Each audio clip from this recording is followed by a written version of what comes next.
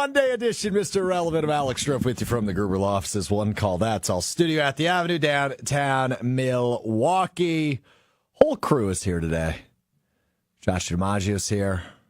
Will Summers is here. Hunter Vaughn is here at the Everlight Solar Studio in downtown Madison. Good to be with you on this Monday. Lots to get into in terms of the Packers. We do have an NBA Finals. The Giannis Antetokounmpo drama continues. And, of course, we'll do a little What We Learned presented by Door County Distillery. But before we get there, I learned you could take a virtual eye exam in like 5 minutes today. I did it in the presence of Joshy this morning as I was ordering new contacts. Josh, technology's crazy, isn't it, man? It's awesome. I think short of tragedy, starting your Monday with Alex Strouf is the worst way to start any Monday. It's a furnace blast of dumb, pointless questions, stream of consciousness, and then doing an online eye exam to get... Do that in your free time. Why do I have to be part of your eye exam? Okay, so here's what happened. I have procrastinated on scheduling an eye exam, as I'm good at. I'm still not Josh's fault, but okay. No. None of this is Josh's fault. Still irrelevant to me. And I thought of it this morning. I asked you a question. You had an answer, and then it just snowballed. Just became something I realized I could easily knock out quickly, so I just did it quick. You realize you're paid to be at work today, right? Yeah. So we're on the same page. Typically, stuff like that we do in our free time, our downtime. Yeah, but the issue is I can't do it on non-work hours. Sure you can. I don't think so. I think I had to do it between 9 and 5, which is when I'm here. Your online exam you think you had to do, was there another person there? Yes. No, it was an automated. Yeah, but it's already been reviewed and approved.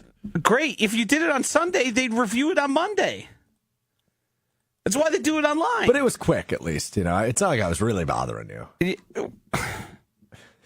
Yes, it was bothering me because everything you do is a continued annoyance and a list of things.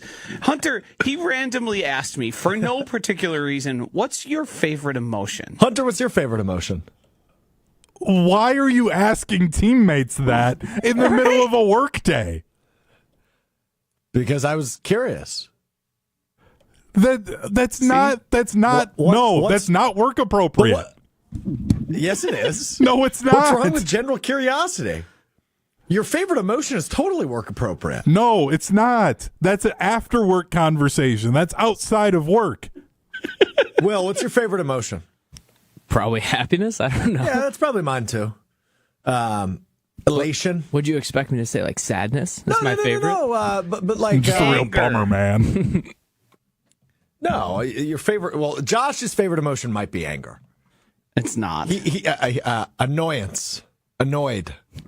Vindication. Vindication is probably his, actually. That's a good point. That be fair?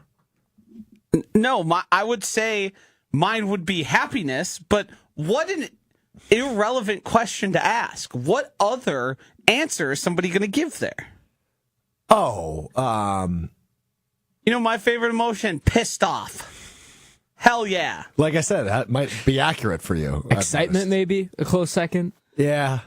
Love. Oh. You know what? I really like being sad. Well, no, that's not what I was expecting you to say. You're a creative guy. You've got a deep vocabulary. I thought you were going to give me kind of a fun answer. No. I don't know why you're making me feel bad for talking to you. It's not the talking to me. It's the relevance. Does everything need to be relevant all the time? You ask the type of questions you get on those like corny icebreakers that you have to do at your like first class. Describe your favorite emotion. Tell us something interesting about you. Everyone hates answering those questions. No. Yes. I actually typically enjoyed the icebreakers in college. Of course you did. You're a human fortune cookie. What does that mean? Like those readings that come out of them. I could give you readings. Yeah, exactly. You will have good luck in your near future. Good thing I don't believe in fortune cookies. Yeah, I had one yesterday. It said riches are coming my way. Riches? Still waiting. Yeah. No, it already happened. Yeah, that was a few months from late. Craig Karmazin. Yeah. No, I'm waiting for more. Those readings, they also don't even give you fortunes anymore. Real quick, yes or no, and then we get to the Packers. Do you eat the fortune cookie, yes or no? Not all the time. Sometimes. Did you yesterday? Yeah. Okay. Will, fortune cookie guy? Always. Always? Okay, Hunter, are you a fortune cookie guy? Yeah, it's apparently it doesn't come true if you don't eat the cookie first. You're supposed to open it, not doing it read it, wrong and the whole eat the time. cookie. Oh, I never eat the cookie. I think they're gross, but I always do the fortune. I think There they're are fun. there are some Chinese. We had Chinese yesterday, actually, as why I had one. I gather There are that, some yes. places, like there was one place I used to order from all the time on the east side, terrible fortune cookies. A different one that I shifted to, pretty good. There are But they're definitely so different. bland. They're not like tasty, are they? They're fine. Flavorful? They're definitely more of a gimmick than they are Yeah. actual dessert. Right, I would agree with that. Yeah. Okay. All right. Fair enough. Maybe I'll grow up and eat them. I just don't right now. You Okay, I do won't. want to talk Packers though because there's a word I've been seeing a lot the last week, and I think it's because it was used in a Bill Barnwell piece on ESPN.com. But it's now being referred to. The Packers wide receiver room is constantly being referred to as a quote unquote log jam. After Bill Barnwell used that, I heard Greg Scalzi use it yesterday on Sunday Karma. I've heard Wildy and Tausch use it in the morning. I've heard Jen Gabe and Chewy use it. The show Joshi produces to a decent degree. The word log jam. Josh, you have become our vocabulary guy on this show. In fairness, Will, would it be fair to say you don't really know what the word logjam means? Like, you understand what it's trying to communicate, but you don't know the true definition of it. Would that be fair? I mean, being completely honest, I don't know what it's trying to communicate as well. I feel like the word is pretty self-explanatory. I was just about to Google it. Well, logs get jammed, I would imagine, when they are in the process of being cut. That would be my understanding. I believe it has more to do with rivers. Yes, Yeah, they get. okay. I was thinking like waterlogged. Yeah. Yeah, they would send Well, the logs waterlogged's down the different. river after the trees were cut down. They would get jammed up in the river because there were so many logs, hence creating a log jam on the river. Yes, because it was easier before you to get them out of the forest where you were deforesting. Instead of trying to haul them via truck, you would just plop them in the river, send them on down to the sawmill, which I'm sure was down the river somewhere. Oh. Yes. And then at certain points where it gets either shallower or tighter around corners and those things, you would get a log jam. Got it. So when I hear this word, though, it I don't take it as a diss or a problem. I view that as a compliment. I think you misinterpreted what Bill was trying to communicate. So log jam is negative. Negative. Yeah, But log why jams is- were why- dangerous and bad. It is holding back production. It is stopping production. But I don't think that's going to be the case in terms of the Packers wide receiver room. Right. Well, we're having two different discussions here. Right, but I want to discuss the word log jam. That's what I wanted to lead Yes. the show with, and then we can talk about So, the room. But You disagree with Bill Barnwell's take, but a logjam happening at wide receiver would be a negative. got it. Yes. Okay. You disagree with him, but if we define it as he does, it's a negative. Got it. And Yes. that's why we've been using the word a lot. Yes. And people have been saying there's a log jam at wide Yes. receiver. But number one, we don't know there's a log jam at wide receiver. We can speculate that there may be one, but we can't definitively say in the month of June. By the way, happy June, everybody. We cannot definitively say in the month of June. You could say it back. Why did you just decide to stop mid-sentence to wish us a happy June? Have you ever wished anybody a happy June, Will? I mean, we're 3 weeks away from the official start of summer. Hunter, have you ever wished somebody a happy June? No, because I'm a normal person. So happy June. I don't think we can definitively say in the month of June, though, that the Packers have a log jam at wide receiver because we just don't know yet. Is that fair? No. I think what I'm having a hard time. I don't think you understand the concept. No, I do understand the concept. So what Bill Barnwell wrote is that the Packers' problem will be having a logjam wide receiver. Correct. What we have determined through the term logjam is that is interpreted as a negative thing. It Yes. stops production, right? I don't think what the Packers have going on at wide receiver, number one, is a negative thing, and B, I don't think there will be a quote-unquote logjam at wide receiver in 2025. Last year, A little bit of a logjam. was it good or bad? But I don't find the issue in having multiple options at wide receiver. I view the issue as in the drops. You realize this conversation is going back to the same exact conversation we had last year, but with a pretty new hat on it.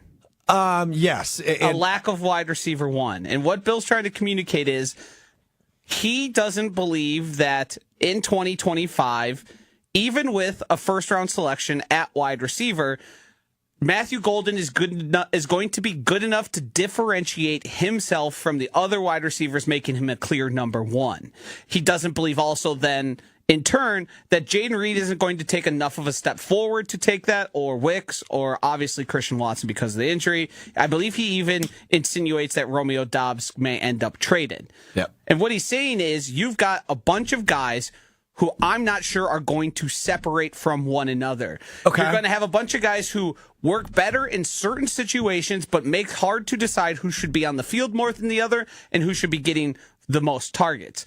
Because I would say last year, without having a guy that was Devontae-esque or name whatever wide receiver one across the league you would like, held them back because there was an uncertainty to the passing game. Who can we rely on third down? Who can we rely on when we need 7 yards to get us into third and manageable? Those types of situations. I think what he's saying is you're going to kind of have a go with your gut type scenario and play guys at random. You're going to have nobody who's on the field as much as any of those other guys. You're not going to know where to put them. Because if Matthew Golden is that guy, you're now taking Jaden Reed off the field. Is taking Jaden Reed off the field a good decision, or is it moving him outside? Where does Wicks fit into that? When Watson comes back, how does he work into that? That's what I think is going on here. And I think last year was a perfect example. Not having a wide receiver one is a detriment to your offense. Detriment might be strong, but it is certainly not a positive. I would agree with you on that. I don't think it's necessarily a detriment. You think it's neutral? No, it's probably closer to detriment than it is neutral, but it's not all the way detriment. Oh my goodness! Because they still won 11 games. They were still a good offense. It wasn't detrimental. Largely behind Josh Jacobs. Yes, but without Josh Jacobs, put in Aaron Jones, league average running back. Aaron Jones. That's a 6-7 win team. Ooh. Aaron Jones wouldn't have been able to withstand the amount of usage Josh Jacobs got. I agree. That's good. Yeah. So it would have been a lot more Emmanuel Wilson. Oh, Chris Brooks, dude. He's a fullback. Would have been the Chris Brooks show. I still think he's going to make the roster. That's a story for another day. Okay, so largely detrimental to your offense. And to your point, this is a similar conversation we had last year. And I'll just real quick timeout. You're doing a great job. Because I was a little confused by the use of the word logjam so often. But also, I did want to have this conversation in the frame of let's remember what we did last year at this time, which was this, right? Is it their superpower? Is it a positive that they don't really have a clear-cut number one? After watching last season, I think we all came to the conclusion that no, it is not a good thing, right? They need that reliable guy. To Joshy's point, that's why we did the BBD, bring back Devontae campaign all offseason until he signed with the Rams. That's why we've been having this conversation. That's why there was so much excitement behind the drafting of Matthew Golden at the NFL draft 2 months ago now in Green Bay. The point is, I still, and maybe this is just me being a blind fan to the Packers, I still do have faith that the next step is coming for a Reed or a Wicks. I do have blind faith that Matthew Golden can come in and be a reliable target. Is that being a true number one receiver in the league, or is that just being a complementary piece to those other guys that have had more time to develop? Time will tell. But I don't view what the Packers are walking into as a necessary logjam. I just don't think they have enough reliable receivers for that to be the case, right? Unless Savion Williams way outperforms rookie expectations as a third-round pick, I think you've got the four with no Watson until likely midseason. I think you've got Matthew Golden, who I don't think we're going to see a ton of early in the season, unless, we see really good things from him out of training camp in the preseason. But I would guess the guys you will see on the field actively week one are Jaden Reed, Romeo Doubs, and Dontavian Wicks, with a little Golden mixed in and maybe some Savion Williams mixed in. But I think, especially early season, a guy like Reed especially will have the opportunity to set himself apart and go, oh, okay, yeah, he's finally developed into the number one that we thought he was going to. I don't mean to psychoanalyze you here, but it seems like you're trying to thread the thinnest needle possible of, yes, I recognize last year wasn't great and could be better, but what if one of these guys just is good? It seems is your answer.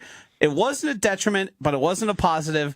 But I'm not too concerned because I still believe they're going to maybe potentially evolve. The real statement here is it's one of two things. Either Matthew Golden, through experience, because wide receivers come into the league and are ready to go pretty quickly. Yes, they are. As we see by the halfway point of the season, you've seen a lot of these guys who establish themselves become an absolute factor. A guy like Nico Collins, who takes like 2-3 years to develop and fully become into a star, that's pretty rare now. Like Brian Thomas Jr. and Malik Neighbors contributed out of the gate pretty much. And then as the season went on, they got even better and better. Yeah. Is Matthew Golden going to be good enough to demand to be on the field and demand the ball? Or is Jaden Reed going to be consistent enough and play at the level we've seen him play to demand the ball? And you can give an outside chance. I'm keeping the light on for Dontavian Wicks, but to me, he's a distant third for that. I would agree. Like quite distant. So it basically comes down to those two guys. Is Jaden Reed going to be able to beat man coverage? If he can't, he's going to be largely what we saw from him last year. The thing with this Packers offense, and obviously the biggest question mark for this Packers offense is who's your number one receiver, and that will remain the question until well into the season this year. But I think Dr. Denver Dan, which is a great name, ESPN Madison on YouTube points out, Musgrave and Kraft getting more attention will leave a lot of the receivers in one-on-one. If you can't win a one-on-one, you are not an NFL wide receiver. And to your point on that, Joshy, can Jaden Reed take that next step? Can he beat man coverage? Can he do things on the outside? Obviously, can he continue to be efficient in the slot? Right? Can you utilize him as the weapon that you were anticipating he could become? And he has shown flashes that he is that weapon, but kind of a disappearing act in the second half of last season for Jaden Reed. Can I predict a storyline that we're going to be having week 4 or 5? Well, 5 is the bye week, so the bye week conversation is what? Yeah, we can have conversations. We talk about the Packers. I just said bye week conversation. No shows on the bye week. Come on. That's not what I said. We are going to be having a conversation. Is having a tight end as your wide receiver one like a way to proceed? And then we're going to draw comparisons to Travis Kelce, to some of those guys who were those. And are they good enough, or are they just the best option? Because if I see it playing out, I see probably pretty similar. You'll have a spike game from Jaden Reed or Dontavian Wicks mixed in early, but the consistent, I think, is going to be at very least Tucker Kraft. And we don't know what to expect from Luke Musgrave, but he was an NFL player. Yeah, I've got my fingers rookie. crossed on him. I think those two guys could be really big, and I think that's a really good prediction. And it'll be something like even wide receiver one by committee coming from the tight end room. Because I would imagine I think Tucker Kraft is going to have like 3-4 targets guaranteed, but there'll probably be games where Lucas Musgrave has some the guy runs as fast as like some of the wide receivers. Yeah. So to me, that's going to be our conversation because they are the two that we could probably predict the most consistent play time for and sort of reliability. I didn't feel like at any point last year Tucker Kraft was an unreliable target. They just didn't throw to him a lot or design plays to go to him a lot. But when they did, it worked. Right. And he proved that. And I think that's why there's so much excitement overall in terms of the skill positions on offense, despite not having the clear-cut number one wide receiver that this team has been longing for. One of those guys that has been longing for a number one wide receiver this offseason is Packers running back Josh Jacobs. He sat down with Burt Griffin of WFRV TV in Green Bay yesterday. Burke? Burke, yes. Whoa. Sounded like Burt, you said guy. Burt at first. I heard Burt. No, his name's Burt Griffin. He's been the sports director at WFRV, which is Channel 5 in Green Bay for years and years and years. And do you think my fake alias in college, if I ever had to have conversations with somebody and I didn't want to tell them my name was Alex, I used the name Burke. What scenario? Now this is... Yeah, let's leave that off the air. No, don't do it, Josh. Additional question. Sure. If you were to, from memory, repeat the most of anything, I contend call letters for TV and news or radio stations might be a top 10 for you. You can rapid fire from memory all the WSIN, WTMJ, like all of those. And now, granted, you watched that, but that seems to be a passion of yours to know. You love the letters. No, you love the letters. I mean, I think I'm doing my job as a radio host and giving proper citation as to where we're about to play audio from. You love the letters. Wait, I feel like I could do pretty well with that too. I feel like that should just be a standard thing you can do if you're working in media, especially local media. Like, you should know the other stations out there. No, I know the station I'm on. And the stations that we were sister stations of. No, I'm Team Hunter on this one. I think if you're going to cite something, you should know what it is. Well, of course, if you're citing it, but you know them off the top of your head. All right, quiz me. What do you got? I mean, what is the most random one that you know you've got one in there that are boy. Like? Could you name a Cincinnati radio or TV station? No, but I could do like the what was the TV show? Cincinnati WKRP. Show. KRP, yeah. Do you know the Chicago, ESPN Chicago, what their letters are? Yeah, it's WMVP.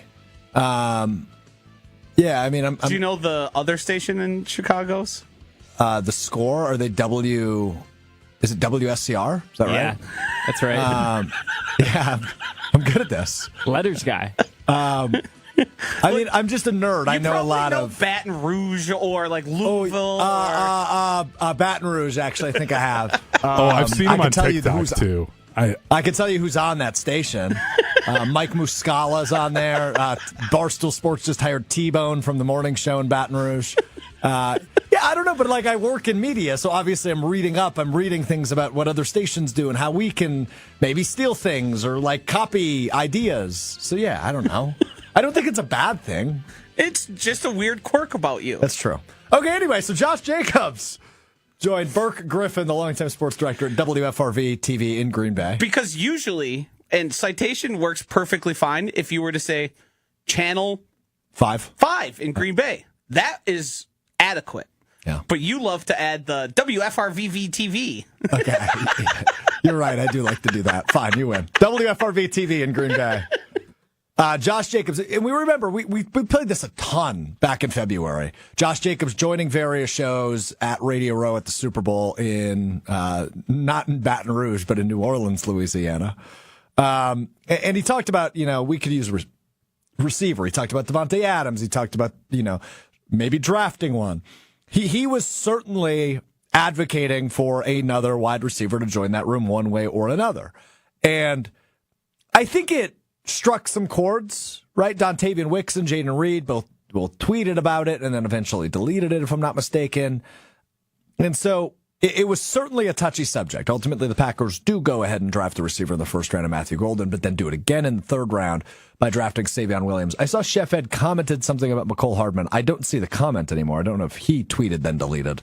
But McCole Hardman also obviously brought into the wide receiver room. I think it's unlikely he makes the roster, but still another receiver that was added to a room that was all in all semi-underwhelming in 2024 for the Packers. So Josh Jacobs asked yesterday on Joshy, WFRV TV in Green Bay, about the receiver and where he stands after OTAs, or the first part of OTAs are in the books. Here's what Josh Jacobs had to say yesterday. We got a deep wide receiver room. A lot of those guys have a lot of ability.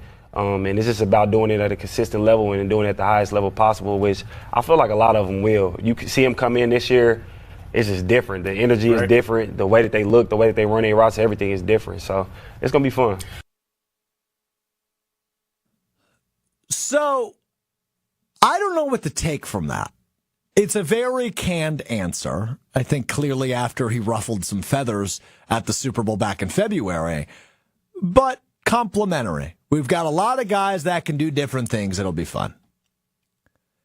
Joshy, that does not scream to me for a guy that was pretty adamant about the idea of adding a number one receiver, that he's comfortable with the assessment that they now have a number one receiver.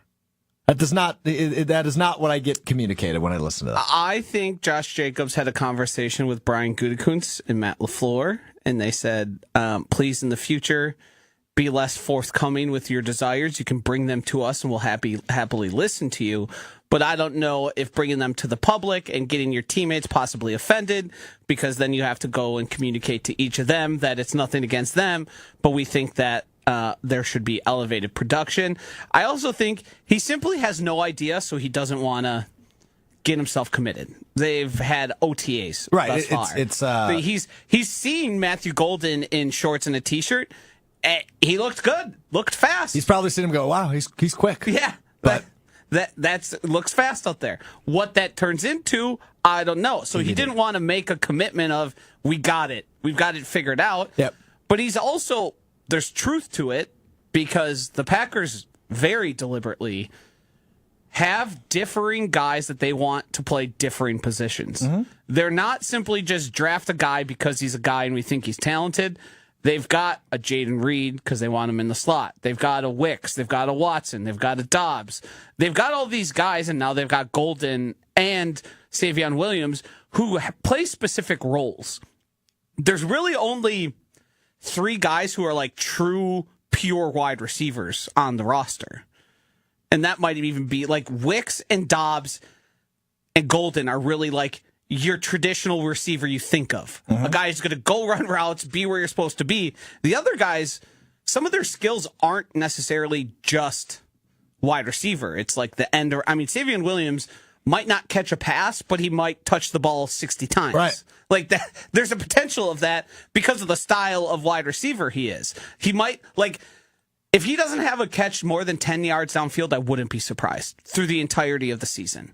Just because of the style player he is. He's been compared to Cordarrelle Patterson, right? So he's a guy that can line up in the backfield. He's the take end a true arounds. handoff, right. End arounds, like all that stuff. And I'm sure they're going to be running screens to him, which is great. And again, drag routes. I don't want this number one and lack of number one wide receiver conversation to derail from, I think, an opinion you and I agree on, which is this Matt LaFleur offense has the opportunity to do some great stuff in 2025. Think about the creativity after you listen to the list Joshy just rattled off. Right, you've got so many guys that can do so many different things. You've got what we imagine is an improved offensive line, another year for Jordan Love as the starting quarterback, and another year of comfortability for him, another year of comfortability in the system for Josh Jacobs. The possibilities for this Packers offense going to be immense, and a big year for Matt LaFleur to show, hey, by the way, I'm still one of the best offensive-minded play callers in the entire National Football League. It's a good opportunity for him to remind everybody what he's made of after an early playoff exit last year.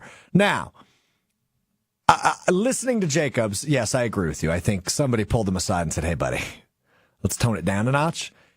It sounds like he's happier than he was in February, but that was also the freshness of being right out of the playoffs and the frustrations of the drops and the lack of production from some of those wide receivers. But I think we are now at a good point where you've got enough guys in that room, and I'm going to sound like a fool because it's exactly what I said last year, but this feels like you've got enough guys, enough candidates where at least one of them can pop in 2025. Is there any chance that Josh Jacobs is just like a mastermind and knew that saying that was going to light a fire under those guys from playing with them last year, and this was all just a ploy for him to like get some better energy out of the guys at the start of the year? Well, I don't think you properly nailed it. What I do think is they talked about this internally because not Matthew Golden, Jaden Reed in his press conference said, we talked in-house about committing assets to the wide receiver and that there would likely be one in the draft. I think there was some pretty frank conversations that maybe Josh Jacobs let outside of the building that weren't supposed to be outside of the building. Like, it didn't come to it. And if we're taking Jaden Reed at his word, I have a feeling the offense and the players and the wide receiver specifically knew that something was going to be happening in that wide receiver room, but seeing it publicly aired in the way Josh Jacobs did when he went on a media tour for the Super Bowl, where the most eyes and ears are going to be listening, is probably not how they wanted that discussed. I would agree. So I think you're partially right that this was something that was talked about and they knew about, and he was just voicing what was a larger held opinion or belief amongst the team. I think you nailed it. I think you nailed it. So we will see. I mean, obviously, we've got a long offseason ahead. We've still got, quick math here tells me 97 days until the Packers play a real football game when they play the Detroit Lions week 1 at Lambeau Field. We've got plenty of time to continue to evaluate and estimate what this wide receiver room looks like. I think the ultimate point, though, despite the lack of clarity of whether or not there's a true number one on this roster, is there's plenty of excitement for this offense. I think from both of us, right? You wouldn't disagree with that? No, I'm plenty optimistic. I think we might see some overreactions early, so I'm going to try and weather that storm, because if things don't come out clicking and looking like, oh wow, we've got all these new weapons and they're contributing, and the biggest portion that we haven't brought up with this conversation is what does Jordan Love look like? Mm-hmm. Because average, mediocre, or just sort of good Jordan Love is going to affect those guys more than a Jordan Love playing very well. Sort of, all tides lift all boats. Yes. Also, you said something earlier. Uh-oh. Was it about sounding like an idiot, or what did you say before you gave your take on the wide receivers about one of them elevating? Oh, I said I did this last year, so I might sound repetitive or like an idiot. Yeah. Yeah. Just save the preamble next time. You really had to go back to that? We get it. You had that holstered? We go in, we understand it. It's determined. It might happen. You're prone to do that type of thing. That was an unnecessary callback. I'm on your side on that. Well, yeah, that seemed. I don't even remember you saying that. I don't know that anybody else did either. But I love it. Real-time coaching. We got to keep that up. Hold ourselves accountable in show. Guys are idiots. Thank you. It stuck out. Are we all idiots? Yeah. I think we all have a tendency to be idiots at times. And those times specifically 12:30 to 1:30 p.m. Monday, Wednesday, Friday? Sometimes. Yeah, okay. For you, maybe the entire 4 hours preceding the show when you're babbling in my ear. Sometimes that too. I didn't realize you had an issue with me today. I would have left you alone. You could have asked me to leave. See, the thing was, you were fine until the eye exam. And that, for whatever reason, the eye exam switched to flip for you, and you became pest Strouf. Yeah. Something about doing the online eye exam. Well, it was kind of a goofy concept in my defense. I didn't realize, 2025, I know it's crazy. I knew you could do a lot of stuff. That's one that I didn't think was possible, because don't you have to, don't they have to blow the air in your eye? And Well, so you were just getting contacts. Yes. So what they were testing was to make sure that the prescription you currently have is at least close enough to be legal to drive. Got it. And so that's what they were doing. They weren't doing do you have an astigmatism or do you have issues? It was just simply, are these the right Are they ones? working? Yes. Okay, got it. Yeah. Got it. I didn't think I had to say that, but I guess I did. It's Well, Strouf, no, because of course. I think, but I think it says I don't need to get an exam now. I'll look into that later. I think they were saying for a new prescription. Yeah, they were just seeing if your the prescription's changed. That's it. Yeah. The eye doctor suggests you go yearly to check up on your eye health. They're pretty important. Did you notice how? So I was reading letters. They were having me cover one eye and read letters. Yes. Did you notice how I got one wrong and then corrected myself? I did. You said G instead of O. Yeah. Yeah. Similar shaped letter, though. Yes, somewhat. Okay. Big news out of the NFC North today. As not often you see this on June 2nd, right? I mean, you hear retirement and you think that's usually an April, March even thing in the NFL. A June 2nd retirement was not something I had on my bingo card. As Detroit Lions center, 3-time second-team All-Pro, 4-time Pro Bowler Frank Ragnow at the age of 29 has announced his retirement from the National Football League. And number one, you hate to see great players hang it up early, right at age 29, but it's becoming more of a common theme, especially with offensive linemen. The former Badger Ryan Ramczyk, who spent his entire career with the New Orleans Saints, former Pointer as well, hung it up earlier this year as well. But to see Frank Ragnow call it a career is really interesting. And by no means, I don't mean to dunk on Frank Ragnow retiring, but seeing the news that Frank Ragnow is no longer going to play in the NFL spells out to me the Packers have a super prime opportunity to get back into first place in the NFC North. The Lions have now lost both their offensive coordinator, their defensive coordinator, and now their 3-time All-Pro center this year, going into next season. The Minnesota Vikings do not have a quarterback. J.J. McCarthy is the Minnesota Vikings quarterback. I don't anticipate they're going to win 12 games again this year. And the Bears, well, they are the Bears. And with the schedule beginning week 1 against the Detroit Lions, it's a prime opportunity for the Packers to get an early season win and an early season lead in the NFC North. While the schedule is difficult, good teams should still win a lot of games despite the schedule being difficult. So this news actually just furthers the narrative this offseason. I think the Packers are in a prime position to reclaim the NFC North in 2025. I wish I had the level of optimism you do. Thank you. I did find it strange. In terms of the timing? Yes. For my understanding, there was some debate on whether he was happy or not about his contract and then just decided to retire. I don't find it strange him retiring. It's not all that uncommon for those offensive linemen who on every single play are taking hits. And the amount of ligament damage that happens. I mean, just ask Tausch about all that type of stuff. It does put them in a spot where what I'd like to know is, were they planning for this at all, or did it come as a complete shock? Like, had Frank Ragnow made any comments about the potential for retiring or his uncertainty about his future? So he had if I'm not mistaken, you referenced an article you read this morning. It was something that he was having a contract dispute? Yeah, so I didn't do the total research. I wasn't sure, was he not in attendance at OTAs, which then led people to say here from Daily Mail. Ragnow had been in a contract dispute with the Lions for a number of months following their season ending in the NFC divisional round. Now at age 29, Ragnow revealed in an Instagram post that he would be ending his career. Yeah, so it seems like they didn't pony up, and he said it's not worth my time. So I would imagine they had an inkling it could happen. I don't know. I don't know how those discussions went. Like, are they completely now where they're in a spot where they have to play Jacob Monk at center? Or right. their equivalent? Their equivalent like, of Jacob Monk. A guy they drafted that was a mid-round to late-round pick? Or have they taken efforts to, like, maybe slide somebody there, move them around? I don't know. Could it be a factor? I think losing an All-Pro and Pro Bowler is certainly... I think it's likely. So it looks like they've already updated the depth chart on ESPN.com. It looks like Graham Glasgow will slide into center.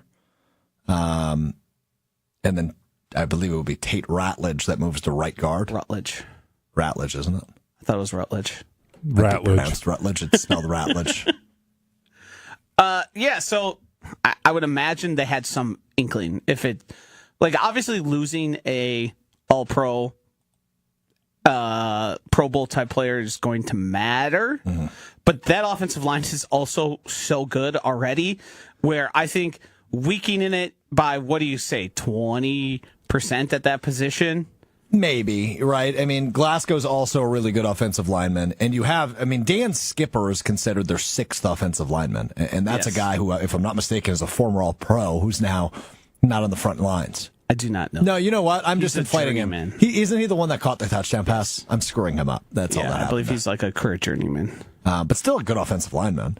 They have a really good unit. They have the best tackle in football in Penei Sewell, and a really good offense. Aside from the specialists, the center, snapping is important. Sure but is. once you get that part down, like, that's the most inconsequential of the positions probably on the field. Like, in terms of holding up an offensive line, you certainly recognize a really bad one. Yeah. But, I mean, Josh Myers... I was just about to bring him up. Josh Myers didn't get starting level money when he became a free agent. So he was viewed as a backup, and the Packers' offensive lines have been good to great. Correct. Under Josh Myers. He's had some moments, especially not last year. Really, he was pretty solid last year in the final year of his deal. 2 years ago, though, there were moments where you went, "Oh goodness, he is never going to get to the level he needs to." And then last year, I would say he was a completely competent starter. Creed Humphrey. Yep, good point. One pick after. One pick. Could have been a little different. Another layer to the Ragnow stuff, because then I just kind of started to go down a rabbit hole here in Google. He also has been dealing with, since 2021, a severe and inoperable turf toe injury.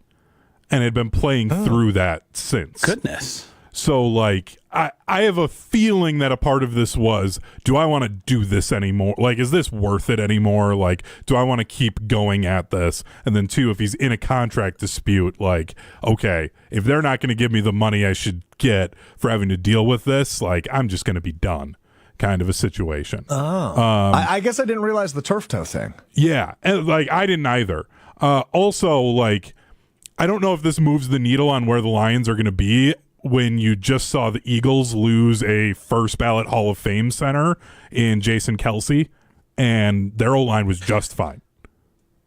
In fairness, and I think the only thing that was different is the Eagles had prepared for Jason Kelce leaving actually the year prior and had come back. So they had like a in waiting type of deal. They had a contingency plan. And what I guess we'll find out in the coming days, hours on this is, had the Lions had any idea that this was a possibility?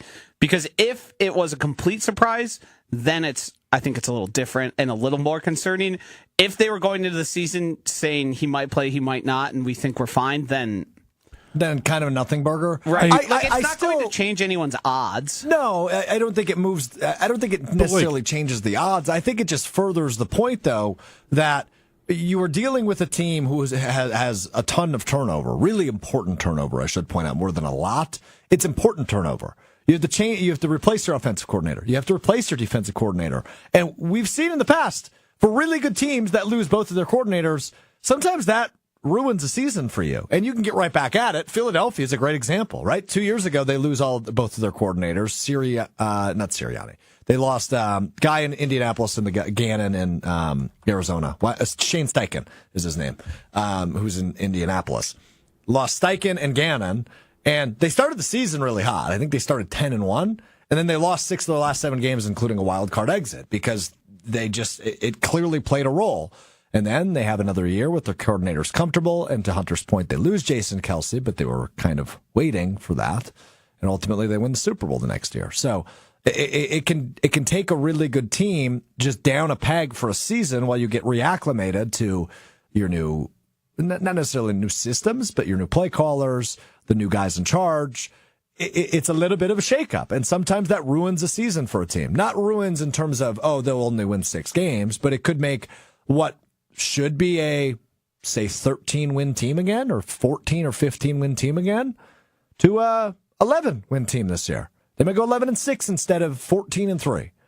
But that opens a significant window for the Packers, who also live in that same area.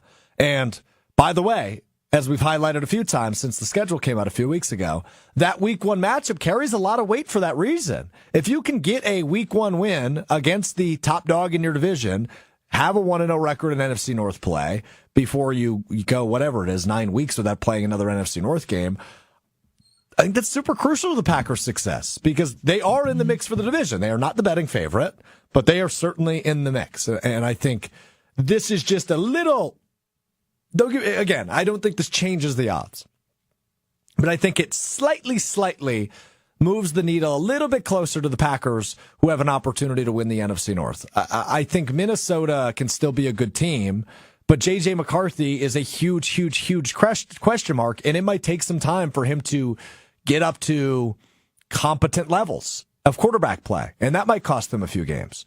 Chicago, I just don't think they're in the race yet. Well, I think they can be a 7-8 win team or 9-win team. It's not going to be good enough to win the NFC North. And Detroit, there's question marks there, despite them being a really good young team and obviously very well coached by Dan Campbell. So I think the window is open. I still think they're the favorite, but I think that just opens the window just a little bit more for the Green Bay Packers in 2025. That was kind of my reaction when I saw that news this morning. Frank Ragnow, the 3-time All-Pro, retiring, at least for the time being, from the NFL. Let's get to Giannis and the Giannis headline today. Apparently, according to a longtime beat writer in Toronto, in a Toronto newspaper, no call letter, so I don't know the name of it, that there is mutual interest between Giannis Antetokounmpo and the Raptors this offseason. Now, okay, Raptors not very good right now. I imagine they have assets. It just doesn't really seem like a team, A, the Bucks would trade him to. I would imagine if they were to trade him, it would be Western Conference, and B, I don't know what Toronto has that would move the needle for Giannis. So I'm going to go ahead and say that. Headline, while it may be true, also feels like bologna sausage. Yeah, I don't think it's true. I simply think they want to be in the Giannis Sweepstakes. Yeah. And it sounds good for their fans that they would be. But what would Toronto have after a trade for Giannis? Less than the Bucks. They would have Giannis. They would have less than what the Bucks did. Yeah. I mean, the only player they have is Scotty Barnes, and all their draft picks are pretty basic. Just one pick in the first and second round the next couple of years. So, yeah, really no capital there.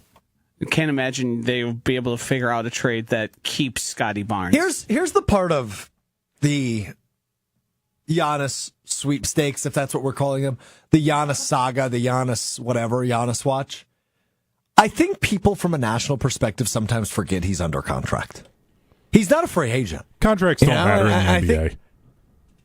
I agree with you, but it's not like he can just willy-nilly sign wherever he wants. It's not like he can just say, okay, I want to go to Toronto. But he can willy-nilly say, I want out, and these are the teams I'm okay with going to.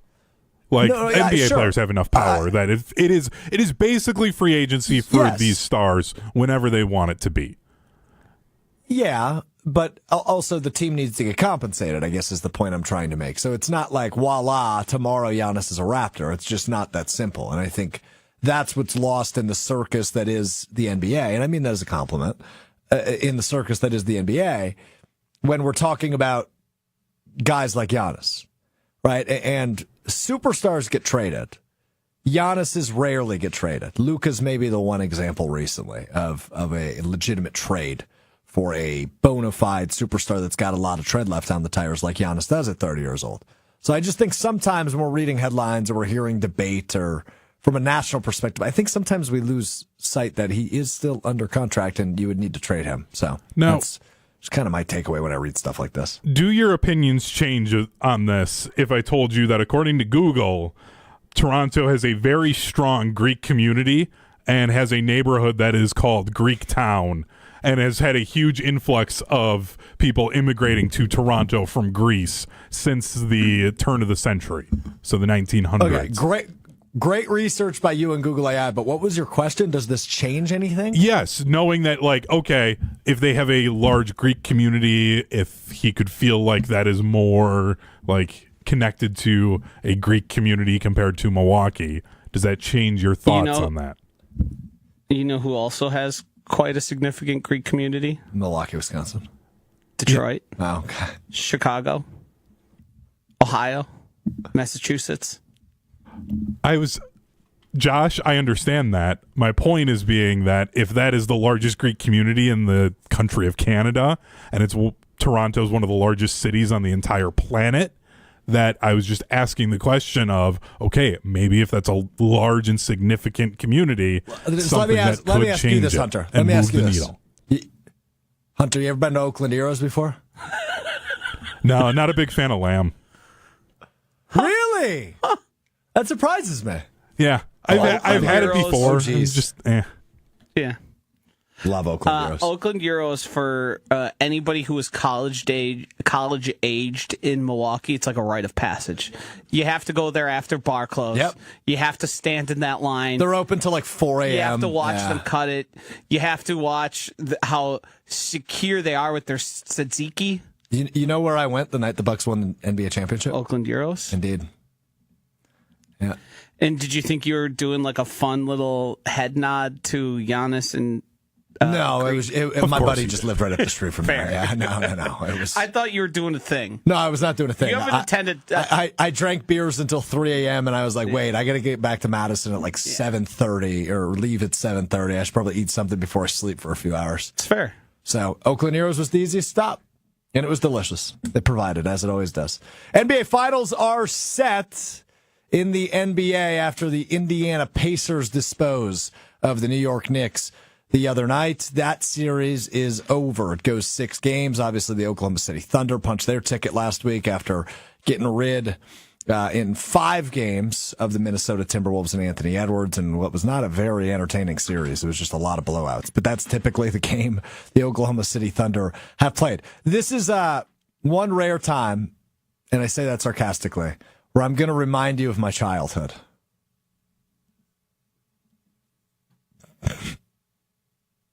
Nothing?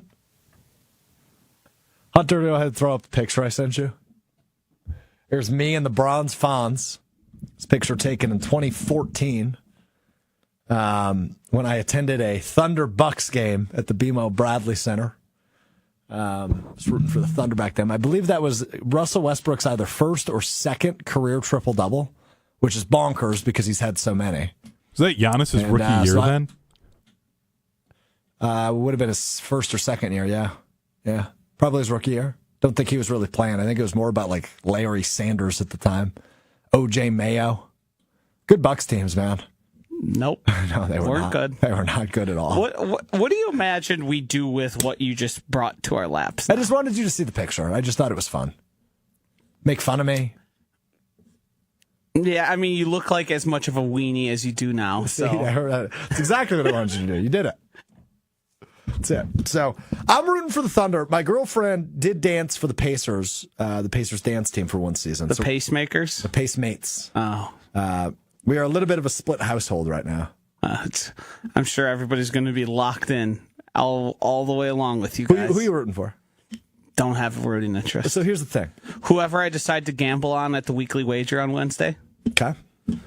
I tweeted on Saturday night when the series ended. Tyrese Halliburton. Yeah, this is the give no F shot towards the end of the game where he just threw up whatever it was, like a 32-footer, swished it, and celebrated. And I tweeted something to the effect of, fine, I'll say it, Tyrese is kind of cool. Mm-hmm. And you dunked on me, which sure you're more than allowed to do. Something to the point of, you can say a lot of things about Tyrese Halliburton, and many of them complimentary, rightfully so. Cool is not one of those things. Cool is nowhere near Tyrese. He is like he's like a distillation of all memes that he's constantly trying to reenact. He's like, what has somebody else done that was cool, and what if I do it again? That's sort of his whole thing. Sure. Like, he's not naturally cool. Yeah, no, I tend to agree. He's far more uncool. I got to be honest with you. I meant that, and I probably, and now, admittedly, I was having a few drinks on Saturday night. I don't think I meant it from like a, hey, I'd hang out with him perspective. I more meant it from the run he's having, the type of player he is, what he's been able to accomplish for this team is cool, more so than personality cool. But I can see how that could be interpreted. Yeah, I mean, it's funny you decided to have this conversation because somebody just wrote a article about how uncool the NBA is right now for a place that is so common for setting trends and pop culture and all of that. You think back, obviously, famously to like Allen Iverson. I think there's probably a time where Dame Lillard in his Portland days was really cool. There aren't really cool superstars. The best case you could make is Anthony Edwards. He's got some things. He's cool. Bring your ass. But all the other kind of stars are all pretty lame. That's a good point. I'm just trying to wrap my head right now and think if I can. SGA is pretty lame. I can get behind that. I mean, he's really good at basketball, but he's not cool. He's not a huge personality. Yeah, he's right. Is Jokic cool? No, he just wants to race his horses. Good, but well, that's why I brought it up. Hunter, is exactly that. Like the cool, calm, collected nature of not really giving an F from Jokic. I think that's kind of fun. I mean, I put it up on the Giannis screen here cool, too but obviously I'm biased. to further Josh's point about Tyrese Halliburton, and it's the Kiss call it stolen aura. Yeah, he's just copying other people doing cool things. None of it's original. Molly Brand just texted us from Jim, Matt, and Molly, weekdays from 4 to 6, ESPN Madison, who just got nominated, by the way. Congratulations, Best of Madison Radio Team. You can vote on that beginning yesterday, I believe, over at Madison Magazine. Molly said, Joshy, who's cooler, Jason Tatum or Tyrese? Both seem like nerds, she said. Yeah, I mean, and they are very similar. Like, Jason Tatum is like role-playing as Kobe. Yeah. And trying to, like, emulate directly. Tyrese is, like, crowdsourcing. Whatever got popular on the internet, he then wants to... But let's keep in mind, these are 24, 25-year-old guys Right. That's the era we live Allen in. Iverson wasn't doing that. He was cool. He was on his own. Well, he was a trailblazer. Yes. Yeah. He was significantly his own person and doing his own way. Like, no one says you have to reenact celebrations of other people. Like Jason Tatum trying to do the Kobe picture. Like, it's just be your own person. They were young when they were doing that. The famous Kobe picture of hugging the trophy. He was a young man. He was.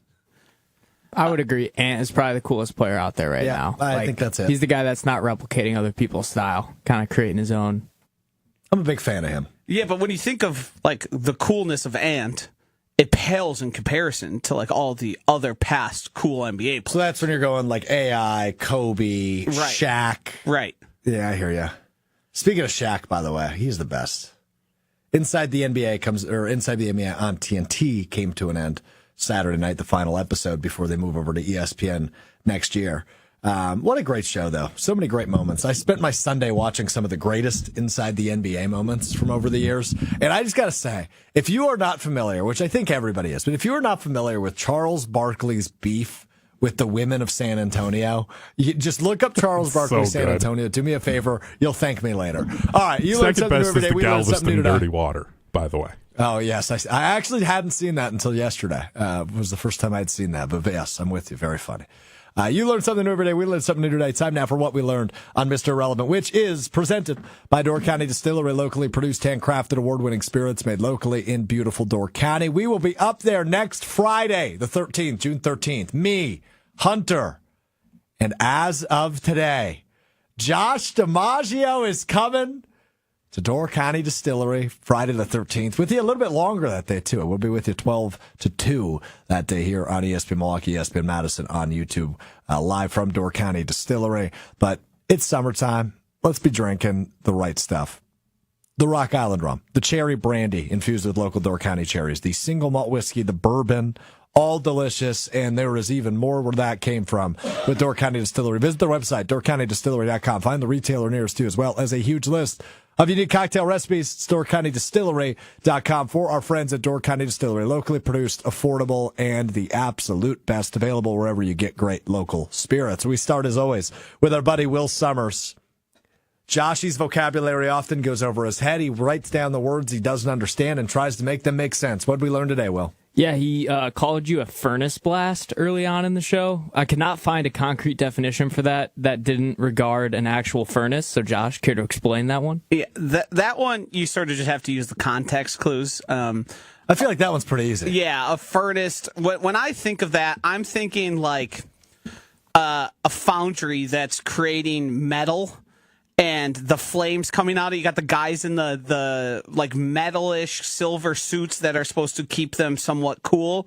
Like, you're just firing things out of there. It is molten hot lava spitting flames, or when it comes from you, nonsense. Fair enough. What else? I like that one. Logjam, but we worked through that one, so no need to go. We did, yes. Go there again. Distillation.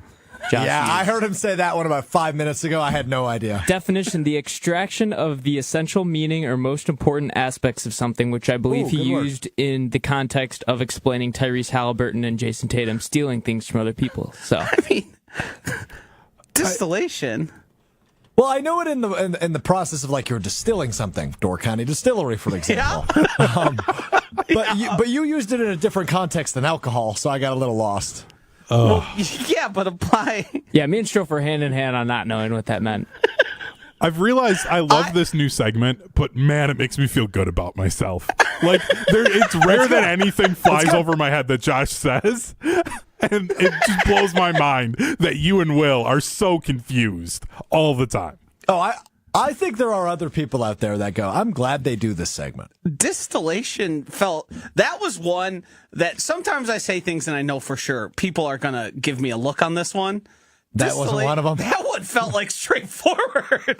Not going to lie, looking back on it, it does make plenty of sense. I feel like we definitely could have figured it out. Well, yeah. Typically when I say things, they make sense to what I'm trying to communicate. That's fair. All right, was that your list? Yeah, that's my list. All right, I do want to talk about this in the last few minutes. Stephon Diggs. Can we get into this a little bit? Actually, no. Pause. Time out. Not yet. We got to go back to Will. Will, you said to me before the show you have a development in the Sydney Sweeney bathwater soap. Yes. Oh, Lord. So it's come to my attention that only 5,000 bars of soap will be released. Yep, I said that a few times. Yep. Okay, so I just $5,000, learned that. $8 each, 30,000 total. Which Yep. made me realize, one, it may be hard to come by, and two, if we are able to purchase it, the resale value, we might be sitting on a gold mine here.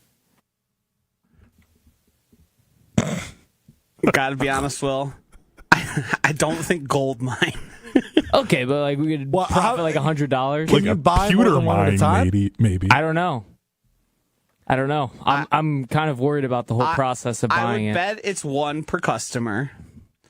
And I would bet that maybe some of these are going to be sold for an increased price, but it is going to be few and far between. Yeah, it said it was going to be, June 6th, which is what day? Friday? Do you have to like sign up? Do you have to do like a... It just says limited product launch dropping June 6th. Do we have a time? I didn't read what it said it smelled like. Yeah. I can't read that on the air. Sure you can. Morning cedar, I will say that. Or morning oak. Oh. It smells like morning oak or cedar. You understand what I'm saying? We're only on YouTube. Grit level you can medium. Featuring Sydney's bathwater. That's crazy, man. Whatever we're doing, I give many props to Dr. Squatch. But Speaking of squatches, did you see the video of people claiming they saw a squatch? where? Yeah, I sent it in the group chat. You don't get to say where. I sent this in the group chat, and no one acknowledged it. Bigfoot is real. It. Oh boy. That's what you learned this weekend? Bigfoot is real? Yeah. I'm going to push back on that. I did not believe Bigfoot is real. It looked awfully like a man in a furry costume. Nope, Bigfoot's real. It sure does. I'm looking at it now. Nope. That's just because it's far away, so it's going to look a little grainy. That's Bigfoot, man. He's real. All right. Look, I'm Team Hunter on this one. I think Bigfoot's real. What I learned is people are still doing that. That's true. That's true. People are still doing that. Do you guys He's right. think aliens are real? Yes. Yeah. I don't even know if there's much of a debate here. No, I think the sheer vastness. We could have the conversation another day, but we're the out of sheer time. vastness would make it remarkably unlikely that we were alone in the cosmos. Yes, exactly. What I learned is Stephon Diggs has never changed. That was essentially what I learned. He showed up to Pat's OTAs today and said, "Nice to see you all." Yeah. I love that. Where you been? Yeah. What's up? Good? There's nothing else to address. No, nothing. No, definitely no pink substances. All right, Nope. That does it for us. We're back with you Wednesday, beginning at 12:30. No Hunter Wednesday. He is off. He will rejoin us Friday. Will, Joshy, and I will be with you, though, beginning at 12:30 Central, ESPN Madison, ESPN Milwaukee on YouTube. As always, you can find us in the all-new, brand-new ESPN Wisconsin app, which you can download wherever you get your apps, as well as YouTube, Apple Podcasts, Spotify, wherever you get your podcasts. We'll talk to you Wednesday. I'm Alex Strouf. Peace.